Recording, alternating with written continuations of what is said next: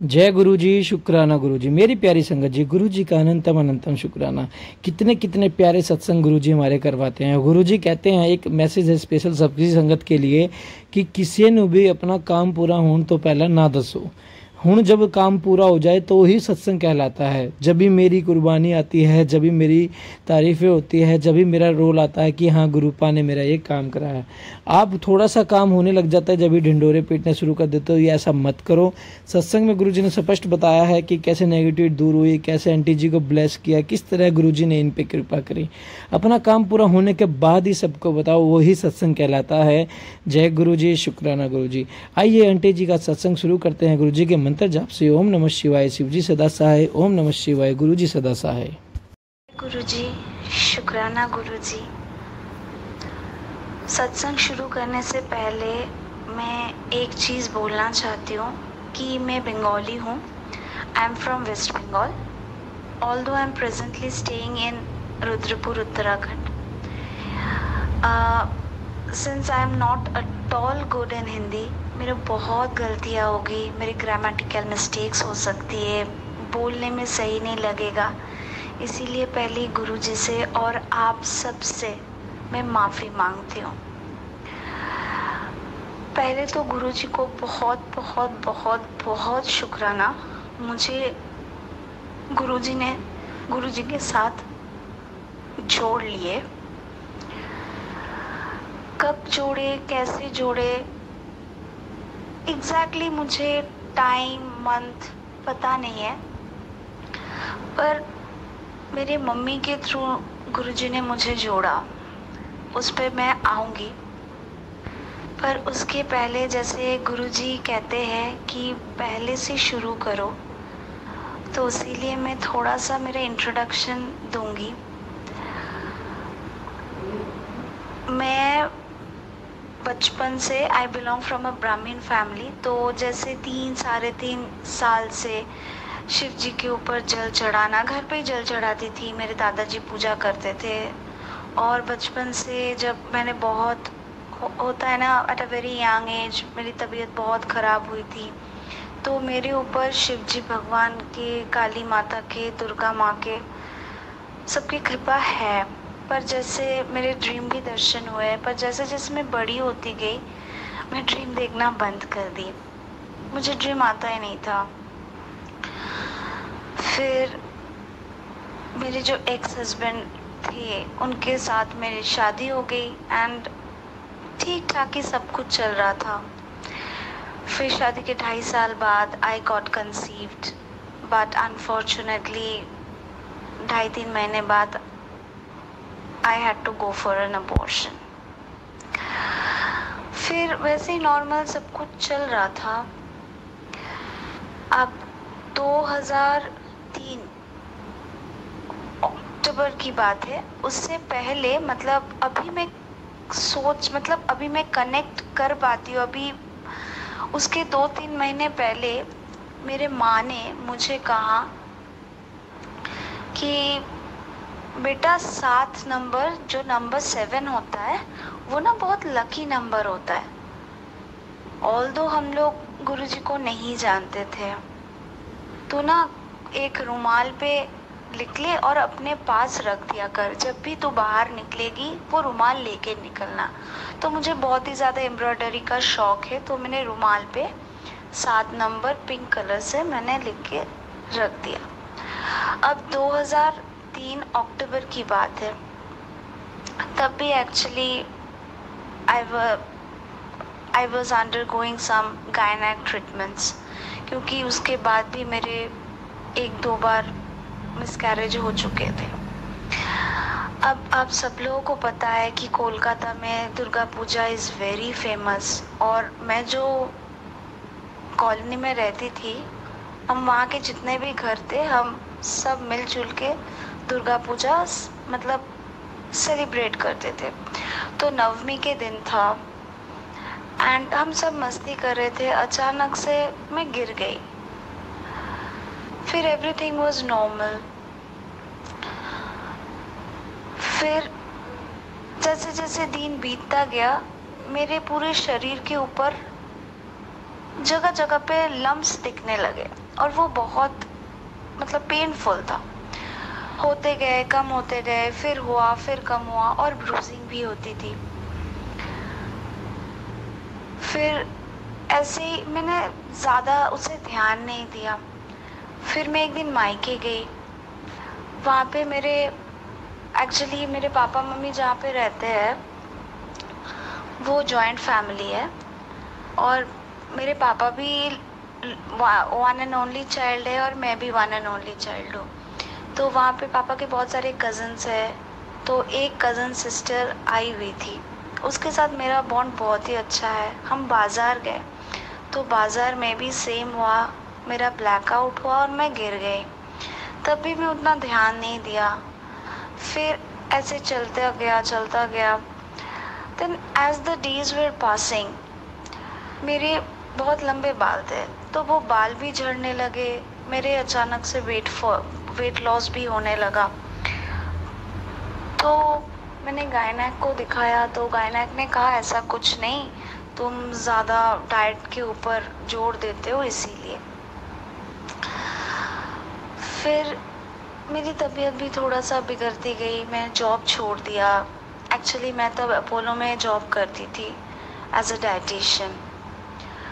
तो एक दिन शाम को मैं गायनेक के पास गई, मेरे एक्स हस्बैंड और मेरे पापा के साथ।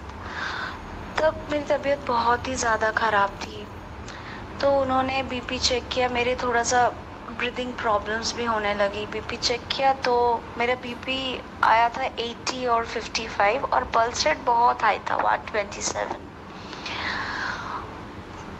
फिर ऐसे मेडिसिन्स दिए, आयरन टैबलेट्स दिए, जैसे जो होता है, क्योंकि सब कहने लगे मैं एनीमिक हो गई।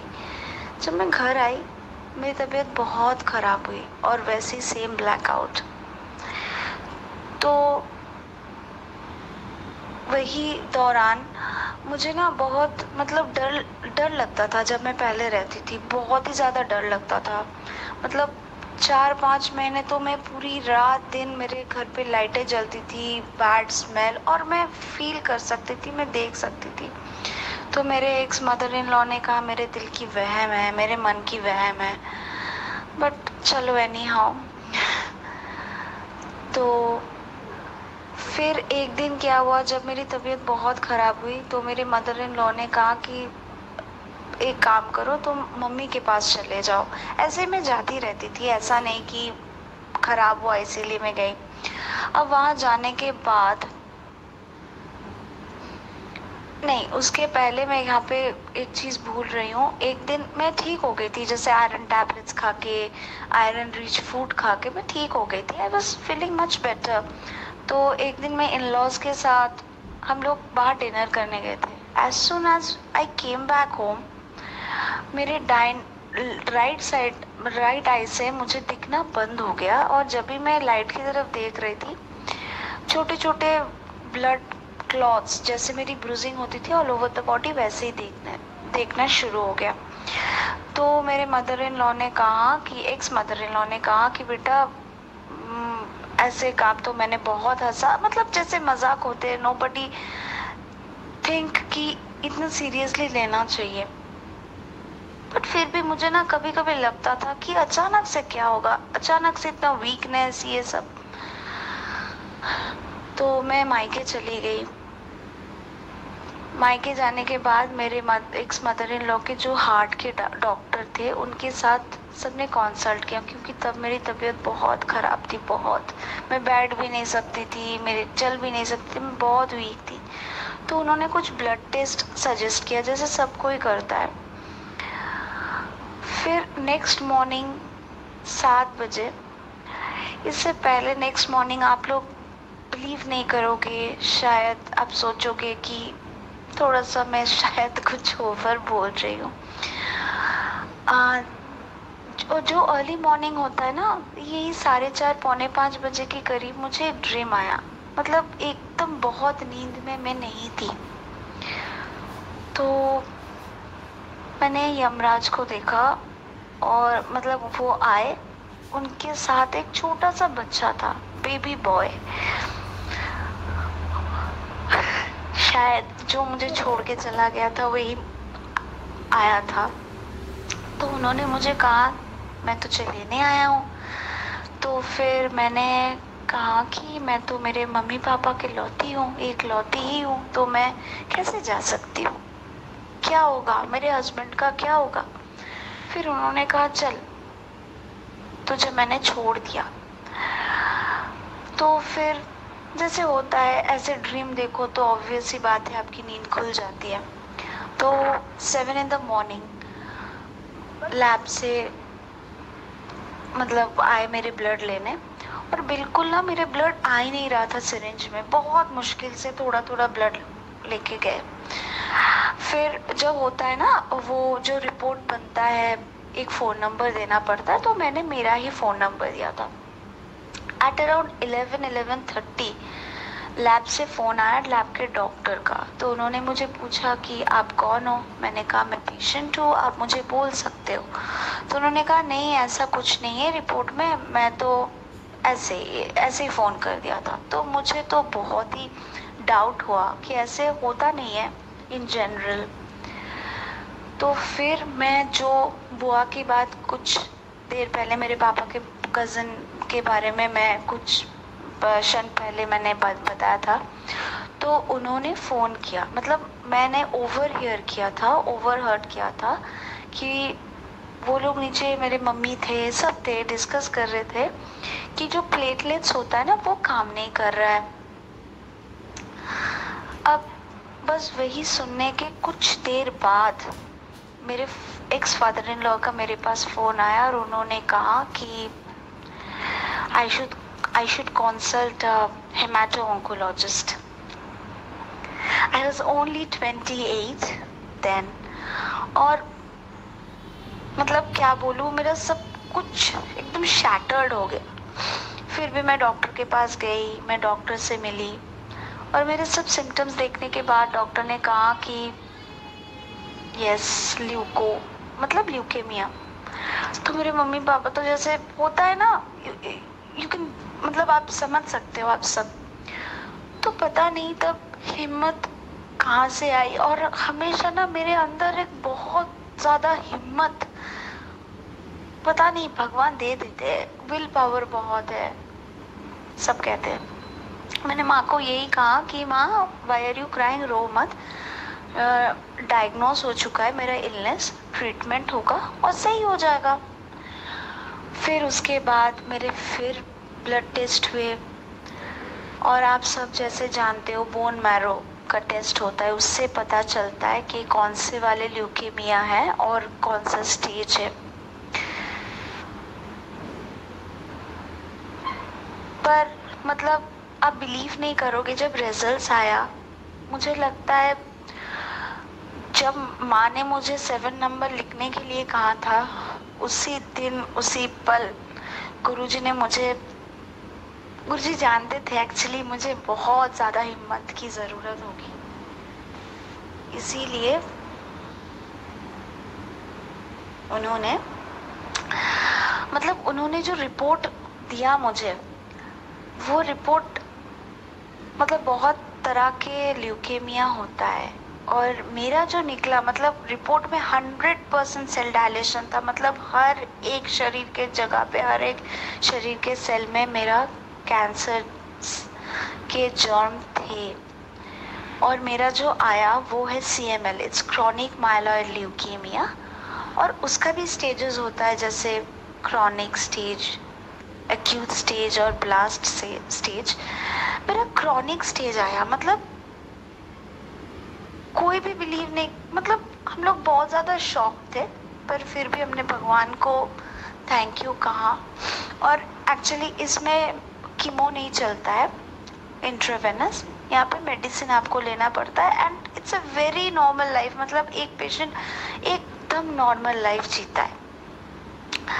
अब भगवान की कृपा से ये 2004 की बात है जब मैं डायग्नोस हुई हूँ CML से, और भगवान की कृपा से, गुरु जी की कृपा से, शिव जी भगवान की कृपा से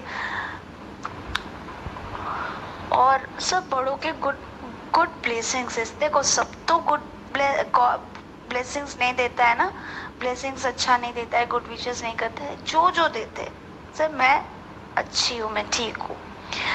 फिर everything was going fine, but अचानक से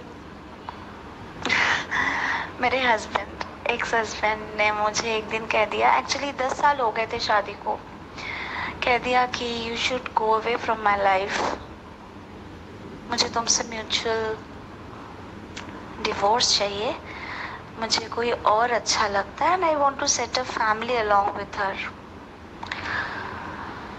तो फिर मैंने सोचा हाँ, जहाँ पे 10 साल हार जाता है ना 1 साल के रिलेशन के आगे, तो वो 10 साल को ही गुड बाय बोल देना चाहिए। और उसके पहले आप मानोगे नहीं, मुझे ना येलो कलर के बटरफ्लाई दर्शन होते थे जब मैं घर से निकलती थी, मुझे बटरफ्लाई दर्शन होते थे। अब तब मुझे इतना 777 या कुछ भी एंजल नंबर्स के बारे में पता नहीं था। और हमारे बंगाली में कहते हैं अगर आप बटरफ्लाई देखोगे, अगर आसपास बटरफ्लाई देखोगे तो तुम्हारे शादी के योग बन रहे हैं। तो मैंने मन ही मन कहती थी कि मुझे क्यों देखते हैं, चलो शायद गुरुजी को पता था कि मेरे साथ ऐसा होने वाला है, इसीलिए गुरुजी ने मुझे तब से सपोर्ट देने की कोशिश की है और सपोर्ट दिया भी है। तो फिर एनी हाउ मैं फिर से जॉब करना शुरू कर दी, बट नॉट इन अपोलो, जहाँ पे मैं पढ़ी हूँ, जिस इंस्टीट्यूट से मैं पढ़ी हूँ वहीं पे मैं जॉब करना स्टार्ट कर दी। फिर 2-3 साल बाद, 2-3 साल नहीं बोलूँगी, 1 साल बाद मेरे प्रेजेंट हस्बैंड जो है उनके साथ मेरी मुलाकात हुई। But at that time nothing serious was there. तो मे बी मेरे तरफ से सीरियस था, क्योंकि ये सब होने के बाद हर इंसान ना एक सपोर्ट ढूंढता है, मैं भी ढूंढने लगी थी। पर एक चीज़ है, मैंने कभी उनसे कुछ भी नहीं छुपाया। He knows each and everything about my past. तो फिर उनके भी घर से शादी के लिए लड़की देखने लगे एंड वो शादी करने वाले थे। तो एक दिन मैं बहुत ही रोई, अकेले रूम में सोती थी तो मैं रो सकती थी। और हमारे वहाँ पे जैसे गुरुजी है, जैसे वहाँ पे ऐसे ही हम गुरुजी को एक और गुरुजी, मतलब और तो नहीं होता है, मैं शायद सही से कह नहीं पा रही हूँ, इसके लिए सॉरी। हम वो भी शिव जी के अवतार है और उन्हें मतलब वो बाबा लोकनाथ के नाम से बहुत ही, मतलब वो बहुत ही ज़्यादा ब्लेस करते हैं सबको। और ऐसे ही उन्होंने तुरंत जवाब, मतलब मेरे साथ रहना, सपोर्ट करना, सब। अब देखो यही बात हो गई ना कि गुरुजी भी महाशिव के अवतार है, वो बाबा भी शिव के अवतार है, तो सब एक ही है। तो मैंने एक दिन कहा कि क्यों ये सब मेरे साथ, क्यों? फिर ऑल ऑफ अ सडन कैसे हुआ, कैसे नहीं हुआ, मुझे सच में नहीं पता। मेरे जो प्रेजेंट हस्बैंड थे उन्होंने मतलब मुझे कहा कि मुझे तुमसे ही शादी करना है, I want to see my future days along with you. तो मैंने मना नहीं किया, बट स्टिल होता है ना एक मतलब जैसे कल्चर का गैप होता है, because he is a Punjabi and I belong from a Bengali ब्राह्मण फैमिली। तो फिर भी चलो अच्छे से शादी हो गई। अब मैं प्रेजेंट की बातें थोड़ा सा मैं बहुत ज़्यादा शायद लॉन्ग कर रही हूँ, पर फिर भी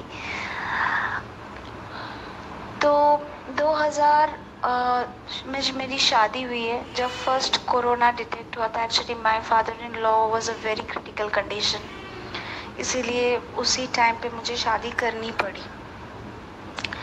फिर 2020 में मेरी शादी हुई है। फिर 2021 में एक दिन मैंने गुरुजी का स्वरूप देखा, किसी के घर देखा, ये मुझे एग्जैक्टली नहीं पता। और मुझे उन्हें देख के लगा कि मैं तो इन्हें जानती हूँ, मैंने इन्हें कहीं देखा हुआ है, बट कहाँ पे आई कुड नॉट रिकॉल। फिर मेरी जो छोटी ननंद है वो हमारे घर रुकने आई, और ऐसे ही हम घर घर के लोग, वो बहुत मानती है गुरुजी को, उनके इन-लॉज भी मानते हैं, तो हम सत्संग कर लिए। अब फिर मैं सच बोलूँगी, इसके लिए सॉरी, मुझे तब उतना, मतलब ठीक है सत्संग कर रहे हो, वेल एंड गुड। एक्चुअली क्या हुआ था, शादी के 1 साल बाद I conceived again, but somehow same 2.5-3 महीने बाद मुझे फिर से अबॉर्शन करना पड़ा था, मिसकैरेज हो गया था। तो मैं बहुत ही ज़्यादा ना डिस्टर्ब्ड हूँ, डिस्टर्ब थी और डिस्टर्ब रहती हूँ। होता ही है ना कि एक ही चीज़। फिर मैं तब बिल्कुल कनेक्टेड फील नहीं की। फिर चलो सत्संग हो गया, प्रसाद खा लिया, पर मुझे एक चीज़ बहुत अच्छा लगा, और मतलब अच्छा लगा कह सकते हो, या what was the feelings at that point of time, मैं एक्सप्लेन नहीं कर पाऊंगी। कि सत्संग चलते चलते आप मतलब प्रसाद ग्रहण कर सकते हो एंड ऑल, तो ठीक है। फिर कुछ 2 महीने बाद शायद, हाँ, वो सत्संग तब रुद्रपुर में वो किए थे, फिर वो जनकपुरी में रहती थी। फिर वहाँ पे दी ने कहा कि मैं सत्संग कराऊंगी। तो फिर मेरे मदर इन लॉ ने कहा और हस्बैंड ने कहा कि चलो हम मिलके कराते। तो उस टाइम पे, मतलब ठंड का टाइम था, इतना मुझे याद है, जैसे डेकोरेशन करना और वो मैं थोड़ा सा इंटरेस्ट लेके किया। और जब शाम को सत्संग हुआ तो मैं गुरुजी के आगे मैं थोड़ा सा रोई एंड ऑल, बट होता ही है ना। और वहाँ पे जैसे सेवा मिलता है ना, मुझे जल प्रसाद की और तिलक की सेवा मिली, तो मुझे बहुत अच्छा लगा। सो स्वीट, मतलब मुझे बहुत अच्छा लग रहा था। I was enjoying the whole thing. फिर सब कुछ ऐसे ही चलता गया। अब लास्ट ईयर 2023 शायद अक्टूबर का ही टाइम है, उससे पहले मैं बहुत ज़्यादा गुरुजी से कनेक्टेड फील करने लगी। जैसे फिर फेसबुक में, आप शायद जानते हो सोनिया खतूरिया आंटी को, उनका एक पेज है। तो मेरे मदर इन लॉ ने कहा कि मुझे मैसेजेस दिखाने लगे, तो वो मैसेजेस के साथ मेरा जो प्रेजेंट हालात है या सिचुएशन है वो मैं कनेक्ट कर पा रही थी। और मुझे ना गुरुजी के ऊपर थोड़ा थोड़ा करके, आप जो कहते हो आस्था, वो मतलब बिलीव होने लगा। तो मैं उनके पेज को लाइक कर लिया। अब मैसेजेस आते थे। अब ऑल ऑफ अ सडन मुझे बहुत ज़्यादा मतलब कनेक्शन फील हुआ। अब जहाँ मैं रहती हूँ रुद्रपुर, पहले ही कहा है, वहाँ पे बहुत सारे आंटियों ने भी कहा कि तुम एक बार बड़े मंदिर होके आओ, क्योंकि वहाँ पे सारी मन्नतें पूरी होती है। तो फिर मैं अंदर से बहुत ज़्यादा, मेरा मन हुआ कि मैं गुरुजी के पास जाऊँ, बड़े मंदिर जाऊँ। और आप बिलीव नहीं करोगे, मुझे गुरुजी ने बुला लिया बड़े मंदिर। वही ठंड का ही टाइम था, शायद अक्टूबर एंड नवंबर। तो मदर इन लॉ, मेरी बड़े ननंद के हस्बैंड, उनके 2 बच्चे गए। और वहाँ पहुँचने के बाद, जहाँ से शटल सेवा चालू होती है, तो हम शटल पे बैठ गए। अब मैं शटल पे बैठने के बाद जिस कार में हम थे, मतलब वहाँ पे ना एक बहुत अच्छी खुशबू, मतलब बहुत ही अच्छी खुशबू, जैसे चंदन की हो, फ्लावर की हो, मतलब शायद धूप जल रहा था या कुछ। धीरे धीरे शब्द बानी बोलते हो ना आप लोग, वो भी चल रही थी। तो मैंने ननंद को कहा कि कितनी अच्छी स्मेल है ना, it's something out of this world. तो मैं गुरुजी के मंदिर पहुंच गई। अब जब मैं एंटर हुई, मतलब मुझे लगा मैं तो सच में ही भगवान के दरबार पे आ गई, मैं तो हेवन पे आ गई। फिर वो जो बाहर की जगह है ना, उस दिन रश बहुत थी। वहाँ पे हम लोग बैठ गए और चाय प्रसाद मिली। और मुझे पहले ही पता था, जब सत्संग दी ने मतलब मेरी छोटी सिस्टर इन लॉ ने करवाई थी, तो प्रसाद वेस्ट करना नहीं होता है। तो मुझे बहुत अच्छा लग रहा था, मैं अंदर से बहुत ज्यादा इमोशनल होने लगी थी। और मैं सोच के गई थी कि मैं गुरुजी को बहुत कुछ बोलूंगी, बहुत कुछ मांगूंगी। बट एज सुन एज जैसे स्टेज चढ़ के मंदिर के अंदर गई, लाइन पे खड़ी थी मैं, मेरे दिमाग में तो चल रहा था कि मुझे क्या मांगना है, क्या क्या मांगना है, पर मैं मुंह से ना कुछ नहीं बोल पाई। मुझे बहुत रोना आया। मुझे लगा कि हाँ, मुझे मतलब जब जितना मैं रो रही थी ना, मेरा मन हल्का हो रहा था। और मैं गुरुजी को सिर्फ यही कहा कि गुरुजी मेरे ऊपर कृपा बनाए रखना, बस दया करना। और जैसे सबको पता है कि आप एंटर करते हैं, आप लेफ्ट साइड से निकल गए और हम लंगर हॉल में चले गए। मैं लंगर ग्रहण किया, मुझे बहुत अच्छा लगा। एक्चुअली भी बंगालीज ना हर चीज में थोड़ा सा सब्जी हो, कुछ हो मीठा, थोड़ा सा मतलब मीठे की स्वाद आती है। तो मुझे सब्जी जो था मिक्स वेज, मतलब बहुत अच्छा लगा। और मैं चटनी नहीं खाती, पर मुझे चटनी भी अच्छी लगने लगी। मुझे बहुत सब कुछ अच्छा लगने लगा था। फिर पर मन में एक था कि हाय गुरुजी को देखने आए, पर मैंने सही तरीके से तो मंदिर को ही नहीं देखा। इतनी जल्दी जल्दी सब कुछ हो गया। तो मेरे मदर इन लॉ को भी मैंने कहा, और ये भी कहा कि जहाँ से शटल सेवा शुरू होती है, तो मम्मी ने कहा यहाँ से आप पैदल भी जा सकते हो। तो मैंने कहा नेक्स्ट टाइम पैदल आएंगे, जब भी आएंगे। तो फिर 31 दिसंबर को वैसे ही प्रोग्राम फिर से बन गया, गुरुजी ने फिर से बुला लिया। और उस दिन कोई प्रोग्राम था, तो जहाँ से शटल सेवा शुरू होती है, वहां से पूरा मंदिर तक हमें पैदल चलना था। और मुझे मतलब लगा कि वाओ, चलो गुरुजी ने मेरी सुन ली। फिर मेरे हस्बैंड थे और मेरी छोटी सिस्टर इन लॉ और उनके हस्बैंड थे। तो मेरे हस्बैंड मजाक से कहा, तू तो मान के आई थी पैदल जाने का गुरुजी के पास, और देख मुझे जाना पड़ रहा है। तो मैंने कहा कोई नहीं, शायद इसमें ही आपकी भलाई हो, गुरुजी कुछ कष्ट काट रहे हैं। तो हम लोग पैदल चले गए, पहुंच भी गए। बहुत रश था, बहुत। और वहां पे जाते ही वो सेम स्मेल, वो फूलों की, वो चंदन की, मतलब वो आने लगी। मुझे बहुत अच्छा लगा। एज यूजुअल मैंने बहुत रोया और कुछ भी बोल नहीं पाया, सिर्फ इतना कहा गुरुजी मेरे ऊपर कृपा बनाए रखना। पर उसके बाद गुरुजी सो स्वीट ऑफ यू। जैसे पहली बार मैं गई और एकदम से मैंने कहा ना कि कैसा हुआ, मैं तो देखी नहीं। अब वहां पे 2 लाइन बनी हुई थी। फिर से मुझे लगा कि मैं लेफ्ट साइड से लंगर हॉल में पहुंच जाऊंगी, मतलब निकल जाऊंगी। पर उस दिन ऐसा चमत्कार हुआ, जहाँ पे गुरुजी के मतलब गद्दी लगती है, उस साइड से उस लाइन पे मैं खड़ी हुई थी। और गद्दी के पास पहुंच के 3-4 सेकंड के लिए लाइन बिल्कुल भी नहीं ली।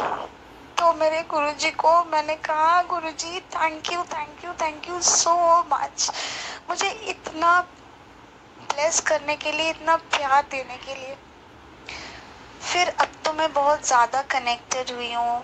फेसबुक पे मुझे मैसेजेस आते हैं, वो कहते हैं कि हाँ तेरा सब अरदास, तेरा सब विश पूरी होगी, पर थोड़ा सा सब्र। पर जो सबसे इंसान की वो चीज होती है ना, हम इंसान हैं, देखो हमें सब्र बहुत कम होता है।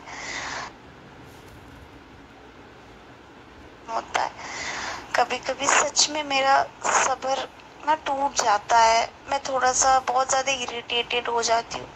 फिर मुझे कुछ दिनों से ये ब्लैक मैजिक वाले, मैं मतलब 7-10 दिन हुए मैं सत्संग सुनने लगी हूँ। और ना फेसबुक के थ्रू, ये थ्रू ब्लैक मैजिक के बहुत मैसेजेस गुरुजी मुझे देते रहे। तो एक सत्संग में सुन रही थी कुछ दिन पहले, जहाँ पे था कि मतलब स्टील की 2 अलमारियाँ है और उसके अंदर कुछ है और गुरुजी मुझे कह रहे तुरंत वो निकाल दे। और आप मानोगे नहीं, मेरे रूम के स्टोर में ना तो स्टील की अलमारी है। तो मैंने एक दिन मतलब वो इग्नोर नहीं किया, थोड़ा सा लेजीपंती भी हो गई। फिर मैंने अगले दिन जब फिर से मैसेज आने लगे, फिर मैं अगले दिन सब कुछ निकाला पर कुछ भी नहीं मिला, कुछ भी नहीं। और जो थोड़ा सा धागा वागा सिंदूर विंदूर था मैंने सारे निकाल दिए। फिर चल मतलब इट वाज गोइंग ऑन। फिर बहुत रिसेंट की बात है, यही 27 मई। फिर सॉरी गुरु, बीच में मेरा टूट गया। उसके पहले मेरे बड़े सिस्टर इन लॉ के हस्बैंड आए थे, तो उन्होंने मुझे कहा तो एक काम कर, तो 16 सोमवार का व्रत रख ले। मैंने कहा ठीक है मैं रख लूँगी। तो मैं रोज़ मंदिर जाती हूँ और जल चढ़ा के आ जाती हूँ, और उस दिन मैंने मीठे का व्रत माना है। तो जब से मैंने शुरू किया है मेरे 16 सोमवार का व्रत, तब से जब मैं मेरे हाउस से निकलती हूँ, गली के मोड़ तक पहुँचती हूँ, बटरफ्लाई मेरे साथ, एक बटरफ्लाई वो कोई भी रंग की हो, मेरे साथ मंदिर तक जाता है। मंदिर was nearly 5 to 6 minutes walking distance, और मंदिर तक मुझे छोड़ के वो पता नहीं कहाँ गुम हो जाते हैं। तो मैं गुरुजी को शुक्राना करती हूँ कि गुरुजी आप मेरे साथ आते हो, इसलिए बहुत बहुत शुक्राना। फिर मुझे तितलियाँ दिखने लगे। उसके बीच मुझे रात को शिव जी भगवान और पार्वती माता के फिर से दर्शन हुए।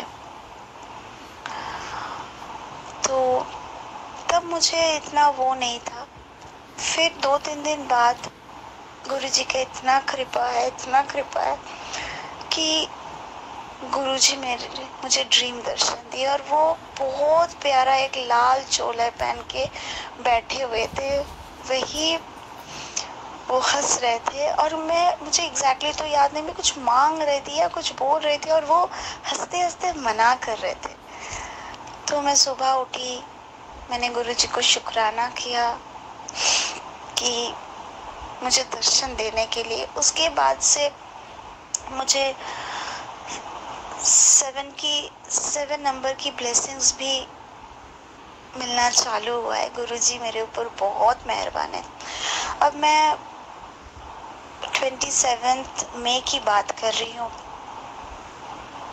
इसी 27 में मैं मंदिर गई, पर उस दिन कोई भी बटरफ्लाई मेरे साथ मंदिर तक नहीं गए। मैंने कहा चलो कोई नहीं गुरुजी, मुझे पता है हमेशा मेरे साथ हो। अब मैं मंदिर गई, मैं जल चढ़ा के आई। अब वहाँ पर ना सीढ़ी आया। मैं ना सीढ़ियों से रोज मतलब हर मंडे को जाती हूँ, सीढ़ियों से मैं गिरने लगी थी, but somehow Guruji saved me. तो मैंने गुरुजी को शुक्राना किया और मैं घर आ गई। अब मंदिर के अंदर ही जैसे जहाँ पे शूज रखने की जगह होती है, तो मैंने चप्पल पहना, बट जब मैं पहनने लगी दोनों चप्पलों में इतने च्युइंगम्स थे, इतने च्युइंगम्स थे। तो मैं वो पहन के तो आई, क्या करूँ, पर मैं आके डस्टबिन में वो चप्पल खोल दिया। और उसके पहले से ना मेरे वही ब्लैक मैजिक के सत्संग फिर आने लगे थे, मैसेजेस आने लगे थे, स्ट्रॉन्ग मैसेजेस। और गुरुजी एक ही चीज़ मुझे बार बार कह रहे थे, तेरे पे संकट है। मैं टाल देता। तो मुझे कुछ नहीं मिला था अलमारी से। तो मैंने गुरुजी को कहा, गुरुजी मुझे कुछ नहीं मिल रहा है, आप बस मुझे मेरे मार्गदर्शन करो, आप मुझे प्लीज़ हेल्प आउट करो। अब मानोगे नहीं, 27 को मैं आके चाय पी, तो दूध उबल रहा था। तो मैंने दूध का उबल गया, मैंने गैस बंद कर दी। तो मैंने सोचा चलो दूध भी गर्म है, मैं खीर बना लेती हूँ तो जल्दी से बन जाएगा। और जैसे मैंने पहले ही कहा था आपको, मुझे एम्ब्रॉयडरी का बहुत शौक है। तो मैं किसी की साड़ी कर रही हूँ, तो अब वो साड़ी कंप्लीट करके ना देना है, तो मैंने सोचा चलो यहाँ पे जल्दी हो जाएगा तो मैं साड़ी लेके बैठ जाऊंगी। अब क्या हुआ, मैं दूध के पतीले को उठाई और एक पतीले में शिफ्ट कर रही थी। और मेरे पास ना मेरा पैरट है, छोटा सा पैरट है कोको, तो कोको मेरे कंधे पे रहती है। तो दूध के पतीले से ना दूध गिरा, और जैसे गिरा मतलब इन जनरल अगर वैसे गिरता है तो लोअर पोर्शन मतलब नेवल से लेके लोअर पोर्शन तक पूरा जलता है। पर वो कैसे जला मैं कह रही हूँ आपको, मेरे चिन से लेके नेवल के ऊपर तक जला। मैं पतीला रखी और फिर मैंने चीखा, और कोको ना उड़ के बाहर चली गई, मतलब किचन से बाहर चली गई रूम पे। तो मतलब पूरा खौलता हुआ दूध था। मतलब मैं सच में समझ नहीं पाई कैसे गिरा, कैसे उछला, चिन से लेके मतलब पूरा होल। अगर मैं रिलेट भी करना चाहूँ, मैं रिलेट नहीं कर पा रही। तो इमीडिएटली मुझे हॉस्पिटलाइज करना पड़ा। 2 दिन मैं हॉस्पिटल में रह के आई हूँ। और उसके 2 दिन बाद जब मैं घर पे आई 29 मई, जैसे मैंने कहा 2 स्टील की अलमारी है। जो अलमारी मैंने देखा नहीं था, उसी अलमारी के एक चेम्बर से मुझे लाल पॉलिथीन में मुड़े हुए कुछ कॉइन्स मिले, और एक रुमाल में बंधा हुआ कुछ था, मैंने खोल के तो नहीं देखा, वो मिला। तो मैंने कहा कि शुक्राना गुरुजी, आपने वो चीज़ें निकाल दी। अब देखो वो कौन रखा, किसने रखा, क्यों रखा, कब रखा, मुझे पता नहीं था। वो किस अच्छी चीज़ के लिए रखे या ब्लैक मैजिक के लिए रखे, वो भी नहीं पता था। पर गुरुजी ने मुझे वो दिखाए, वो मेरे दिमाग में आया कि ये भी निकालना है, तो मैंने निकाल दिया। शुक्राना गुरुजी। फिर गुरुजी का मैसेज आया कि तुझे मेरी नई जिंदगी बख्शी है। और सच में मैं कह रही हूँ, मेरे ऊपर जैसे दूध गिरा था, बहुत बर्न होने वाला था, बट सिर्फ और सिर्फ 30% बर्न है। और तब मुझे लगा कि नहीं, मुझे सच में शुक्राना सत्संग करना चाहिए। गुरुजी का शुक्राना मुझे नई जिंदगी देने के लिए। सॉरी, मेरे सत्संग बहुत लंबी हो गई, गलतियाँ बहुत की है। इसके लिए गुरुजी से, आप सबसे मैं माफ़ी मांगती हूँ। इसके बाद मैं शुक्राना सत्संग ज़रूर करूँगी।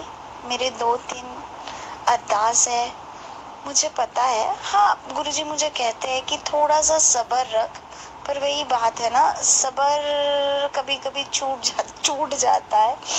पर मुझे विश्वास है कि गुरुजी बिल्कुल करेंगे, बहुत जल्द मेरे सारे अरमानों को पूरे करेंगे। और मैं फिर से शुक्राना सत्संग आप लोगों के साथ शेयर करूंगी। गुरुजी ने मतलब आजकल ना देखो, हाँ बहुत सारे टेंशन्स तो है ही, बहुत सारे, मन अच्छा भी नहीं लगता है, पर ना अंदर से कभी कभी बहुत खुशी भी लगती है। एक लगता है कि हाँ मेरा है सपोर्ट, मतलब पता नहीं, एक पीछे ना एक ऐसा वॉल सा लगता है जिसके ऊपर मैं ना भार रख के स्ट्रेट खड़ी हो पाऊंगी। और गुरुजी के इतने मेहर है कि गुरुजी मुझे मतलब बटरफ्लाई के रूप में दर्शन देते हैं। और नंबर 7 की भी ब्लेसिंग गुरुजी बहुत देते हैं। 55 555 44 444 22 222 11 11 11 बहुत सारे दर्शन देते हैं। और देखो मुझे हर एक एंजल नंबर्स के तो पता नहीं क्या मीनिंग क्या नहीं, पर मुझे इतना पता है कि गुरुजी मेरे साथ है, तो डरने की कोई बात नहीं है। और इसके साथ मैं गुरु जी का मंत्र जपा करूँगी और उसके साथ मैं अपने वाणी को विराम दूंगी। ओम नमः शिवाय, शिव जी सदा सहाय। ओम नमः शिवाय, गुरु जी सदा सहाय। ओम नमः शिवाय, शिव जी सदा सहाय। ओम नमः शिवाय, गुरु जी सदा सहाय।